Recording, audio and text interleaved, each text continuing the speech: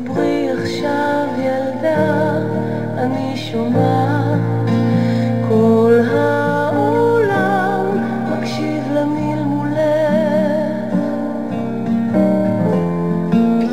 דברי מלאך שלי, אני יודעת שלא תמיד הקשיבו לקולך. דברו שפתיים יחפות, דברו עיניים, כל עוד חלב נוטף מחיוכך. חבקי את כל פחדיי בשתי ידייך, חבקי דובי